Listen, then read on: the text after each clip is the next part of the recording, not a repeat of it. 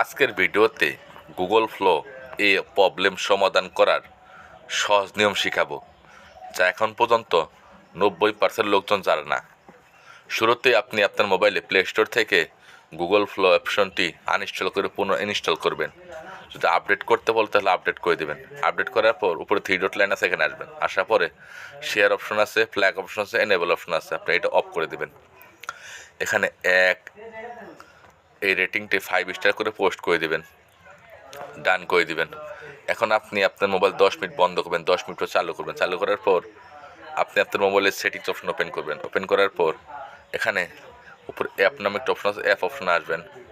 App অপশনে আসার পর এখানে অ্যাপ ম্যানেজমেন্ট নামে একটা অপশন আছে, এখানে আসবেন। আসার পরে এখানে অনেকগুলো অ্যাপ্লিকেশন শো করবে, মানে আপনার মোবাইলে যতগুলো অ্যাপ্লিকেশন আছে সব জায়গায় শো করবে। এখান থেকে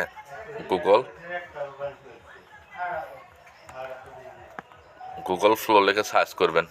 যদি আসে ভালো, না হলে আপনি আপনার মোবাইলে হোম স্ক্রিনে আসবেন। আসার পর ফ্লোতে ক্লিক করবেন, মানে চাপ দিয়ে নখ দিয়ে ধরে রাখবেন। ধরে রাখার পর 1 2 3 4 5টি অপশন চালু হবে। 1 নম্বর অপশনে ক্লিক করবেন। ক্লিক করার পর ম্যানেজ নোটিফিকেশন আছে, এখানে আসবেন। এটা অন করে দেবেন। এখন এই পারমিশন আছে, পারমিশন যেগুলো পারমিশন নাই সবগুলো পারমিশন অন করে দিবেন।